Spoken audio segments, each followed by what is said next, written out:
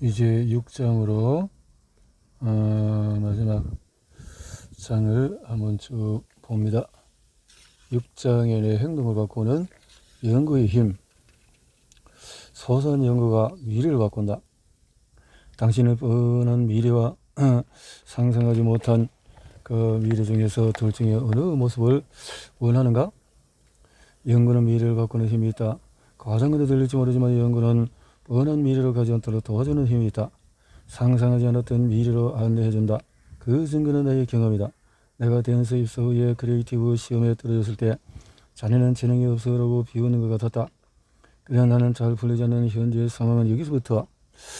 그래서 변함이 없는 미래를 바라보며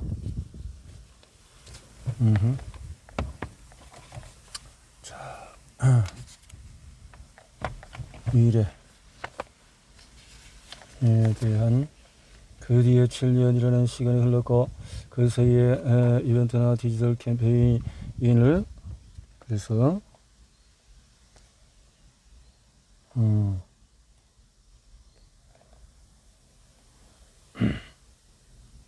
실행하는 프로모션국의 연극부서로 이동했다. 그런데 담당 클라이언트는 오토바이였다. 그동안 오토바이를 만져본 적도 없었는데 그렇게 하고 싶었던 기획 업무에 점점 멀어진다는 생각이 마음에 굳게 닫았다. 더 영업직인데 정장 입지 않고 출근했고 잘 나가는 크리에이티브 동기나 후배의 SNS를 차단하고 보지 않았다. 이 무렵에 모든 일을 주변의 환경 탓으로 돌렸고 남을 원망하면서 하루하루를 보냈다. 내 상황을 바꾸기 위해서 스스로 무엇을 해야 하는지 생각하지 않았다. 눈앞의 현실을 계속 외면하고 계속 변명만 하는 영업이라는 뻔한 미래를 향해서 걸어가고 있었다. 그러다가 어느 날부터 별거 아니지만 오토바이가 나서 소소한 연구를 조금씩 시작했다. 소소한 연구로 즐거워지는 일. 처음에는 회의 시간에 듣는 오토바이 관련 전문 용어가 너무나 생소했고 그러니 회의 비용은 전혀 이해하지 못했다. 회의 내용은 그렇게 2개월이 지난 후에 어떻게 하면 즐겁게 할 수 있을까? 나는 평소보다도 빨리 퇴근해서 오토바이 교수소를 찾아갔다. 나만의 소소한 연구가 시작되고 미래가 바뀌는 순간이었다. 그리고 이른 참 연애를 취득한 나는 풀코스 팀 오토바이를 탔다. 이 일 때문에 알게 된 오토바이는 새로운 취미가 되었다. 몇 년 뒤에 내가 오토바이를 타는 동영상 SNS에서 500만 재생수를 기록했고 인스타그램 팔로워도 3만 명이 넘는 날이 왔다. 교수소를 다니기 전에 나는 상상할 수 없는 일이었다. 당장에 하는 일을 즐기기 위해서 연애를 따이겠다는 별거 아닌 연구는 이렇게 나의 미래를 바꿨다. 소소한 연구 덕분에 이루어진 부서 이동, 영업이 재미있어지기 시작할 무렵에 나는 기획의 주체가 되는 방법을 고심했다. 그래서 시작한 것이 자주 프로젝트였다. 회사 내의 기획 일을 잘하는 사람은 차고 넘쳤다. 영업부 소속인 내가 기획을 담당할 기회는 돌아오지 않을 게 뻔했다. 그래서 스스로 기획을 시작해야 하겠다고 생각을 했다. 그래서 농가의 평균 연령이 67세, 30세 이하 농가 인구는 3%도 되지 않는다. 나는 당시 쌀농사에 대해서 아는 것이 없었지만 엔도 씨에게 부탁해서 도쿄에서 편도로 3시간에 걸리는 길이에 몇 번이나 찾아가서 농사일을 도왔다. 농사일을 해본 적이 없어서 신선한 경험이었다. 이후에 농가 지원 기회가 맛있는 쌀 세트로 구성해서 또 판매를 시작했다. 이를 시작으로 농촌 지역 시스템이라는 아이디어가 탄생했고 그렇게 현지 NPO와 함께 구인 쌀 농사 후계자라는 상품을 만들었다. 쌀 포장지를 구인 광고 안내지로 활용했고 쌀을 섬이는 농가 체험에 참여할 수 있도록 했다. 구인 쌀 농사 후계자는 그 디자인성을 비롯해서 여러 개의 상을 받았고 나는 그 뒤에 이 네이밍으로 카피라이터 등용문인 TOC 신인상도 받았다. 이언컨의 일본 대표가 된 것도 같은 해였고 소소한 연구로의 시작으로 발성의 회로를 만들었더니 드디어 좋은 결과가 맺기 시작한 것이다. 이때부터 나는 막힘이 없이 흘러갔다. 다음 농가를 발견하는 쌀이 맛을 기억해 주세요. 쌀포도를 소소한 연구로 얻은 인기. 이듬해 나는 다시 칸을 방문했다. 칸 광고제에서 진행한 영 라이온즈 크리에이티브 아카데미에 참여하기 위해서였다. 이 대회는 영칸처럼 아이들을 겨루는 공모전 형식이 아니라 스쿨 형식이었다. 첫날 자기소개 시간에 한 붓펜 챌린지를 구현했다. 있고 소소한 연구는 상상하지 않았던 1위로 안내한다. 2020년 청계하지만 일단 해봅시다를 집필할 무렵 나카가와씨 제발 미디어 활동을 좀 활발히 해주세요 라는 말을 들었다. 당시에는 광고, 업무선 클라이언트 기업인 SNS를 하면 조언하거나 업로드형 콘텐츠를 제작하기는 했었다. 하지만 광고 업무를 하는 사람에게는 그다지 도움이 안 된다는 말로 대부분 거절하고 있었기 때문에 나는 SNS는 모두 쉬는 상태였다. 무엇을 써야 하는지 감도 잡히지 않았고 매일 올릴 만한 콘텐츠도 없었다. 하지만 편집자의 말을 들으니 고민이 생겼다. 그래서 시작한 것이 매일 내 모습을 촬영해서 인스타그램에 올리는 셀카 수행이었다. 이 책을 집필하는 시점에서 내 수행은 700일을 넘겼다. 나는 부끄러움을 이상과 현실의 차이에서 생기는 것이라고 정의한다. 이 부끄러움에서 벗어나려면 현재의 나라를 받아들이는 자기 수용만이 정답이다. 매일 찍는 셀카는 어떤 모습이 나라도 보여주겠다는 의미로 최고의 자기 수용 프로세스다. 그리고 매일 입는 옷이야말로 매일 올릴만한 컨텐츠라고 생각했다. 그렇게 업로드를 계속했더니 내 인스타그램 팔로워 수가 어느새 3만 명을 넘었다. 넷플릭스에서 전 세계 재생수리 1위였던 오징어 게임의 속편 캐스팅 팀에게 메시지를 받고 오디션 제안을 받은 적도 있다. 인스타그램을 계기로 매거진 하우스에서 나오는 잡지 브루투스에 또 나가와 료의 개미 망신 이런 것을 해갖고 자기 자신을 다 드러내는 것이 아주 자신감이네요. 이러한 변화를 내게 뛰어난 재능이 있거나 능력이 설정해서 가능한 것이 아니었다. 그 분야에서 아주 소소한 연구를 꾸준히 했고 그것이 조금씩 쌓이면서 미래를 바꾼 것이다. 연구는 쌓아 올리는 것이다. 연구는 어려운 상황에서 출발한다. 어려운 상황은 꾸준히 연구하면 상상하지 못할 미래를 하게 된다. 연구는 당신의 경력을 만든다. 연구는 당신의 인생의 분기점을 만든다. 시작할 때는 별거 아닌 것처럼 보이지만 시간이 흐르면서 그 차이는 점점 벌어진다. 또한 그 연구가 당신의 가치를 만든다. 회사에서 주어진 일반에서는 의미가 없다. 당신만의 연구가 없으면 꼭 당신이 그 일을 해야 할 필요가 없기 때문이다. 남들과 똑같은 일만은 누가 해도 상관이 없다. 아무도 당신 주변에 입이 가벼운 사람이나 무기력한 사람이 있을 것이다. 이런 사람이 되지 않도록 연구해야겠다는 것. 자신이 어떻게 어떤 연구를 하느냐에 따라서 자신만의 것을 만들 수 있다. 나만의 라는 말은 최근에 5년에서 10년 사이에 사회적으로 화두가 되고 있다. 나라의 형태는 자기 행동과 생각으로 만들어진 것이다. 연구하면 당신의 행동이 바뀐다. 어려운 상황을 맞이했을 때 또는 어떻게 행동하고 선택해야 할지 모를 때 연구 사학의 프레임을 활용하면 도움이 될 것이다. 이렇게 연구는 당신의 경력을 만들고 가치를 만들고 행동을 바꾼다. 연구의 영역은 무한하다. 노력은 한계가 있지만 연구는 한계가 없다. 일이 잘 풀리지 않을 때마다 노력이 부족했구나라고 쉽게 결론을 내린다. 하지만 사실 부족한 것은 노력이 아니라 연구다. 누구나 노력하는 데는 한계가 있다. 시간이 될 수 있고 능력이 문제일 수 있다. 그러니까 한계가 있는 노력에 내 모든 걸 쏟는 것은 무모하다. 반면에 연구는 무한히 가능하다. 무언가를 도중에 그만두었다면 그 우리는 노력에만 너무 의존해 설 수 있을 것이다. 노력과 연구를 각각 그림으로 표현하면 이렇다. 노력을 이기는 것은 연구라네. 연구. 자산 풀리면 다른 방법을 생각하자. 연구. 반면에 연구는 그거로는 화살표다.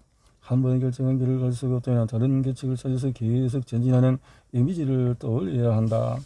비록 지나간 길은 구불구불하고 시간이 오래 걸릴 수 있지만 결과적으로 자신만의 궤적을 발견하려고 된다. 노력은 남들과 같은 길을 따라가기 때문에 다른 사람과 쉽게 비교된다. 노력을 꾸준히 진행한 사람은 극소수다. 나보다 훨씬 두꺼운 화살표를 가진 사람은 반드시 있게 마련이다. 노력은 똑같은 길을 계속 가는 것이다. 연구는 다른 길을 계속 찾는 것이다. 연구. 처음부터 훌륭한 아이디어는 없다. 어떠한 소소한 연구든지 자신의 길을 180도로 바꿔주는 힘이 있다. 그러나 해결만의 아이디어는 아니다.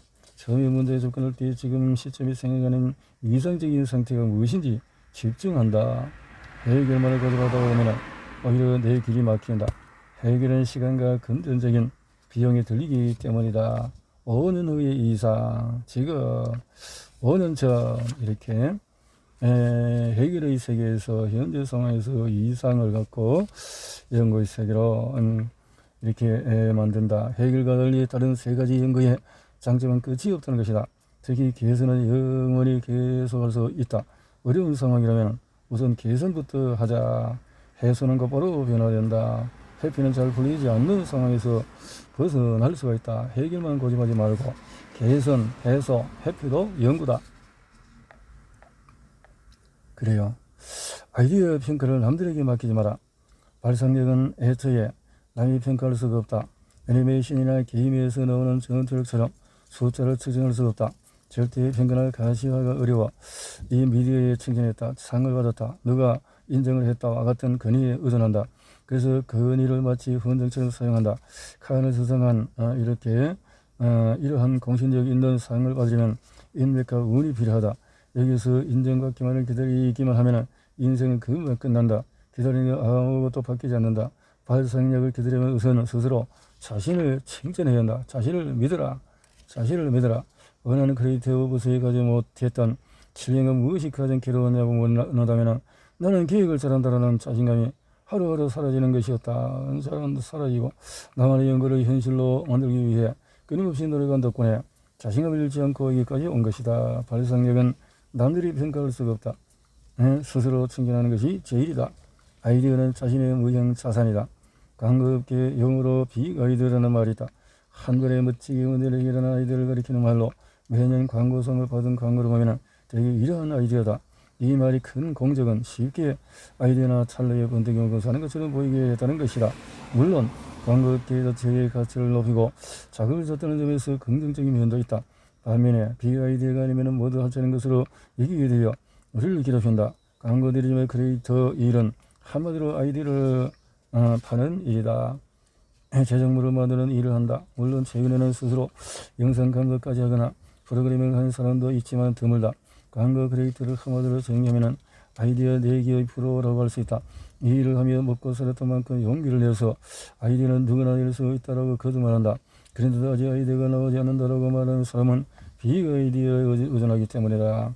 하지만 아이디어의 가치는 크기로 정하는 것이 아니다. 아이디어 단계에서는 모든 아이디어가 소중하다. 아이디어가 나오지 않는다고 느껴지면 아이디어 내기가 재미없어진다. 아이디어가 나오지 않는다가 아니라 자기가 기준을 정하고 그에 미치지 못한 아이디어를 아이디어라고 부르지 않을 뿐이다. 아이디어.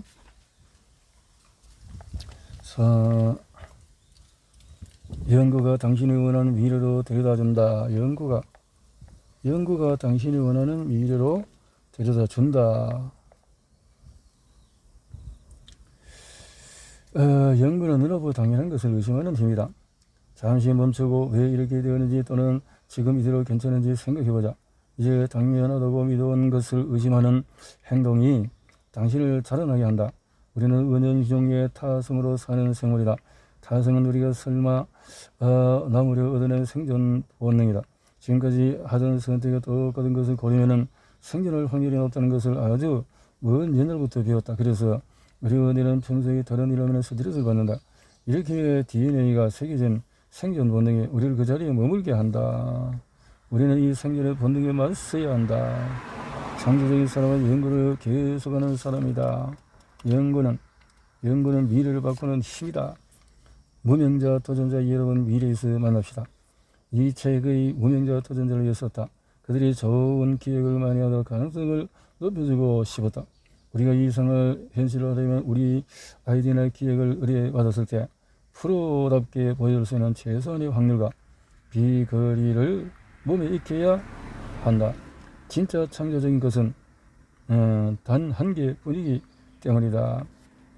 자, 기생충으로 칸 국제영화에서 황금 종려상을 받은 봉준호 감독은 수상연출에서 존경하는 마틴 스코세이지 감독의 가장 개인적인 것이 가장 창의적인 것이라는 말을 인용했다.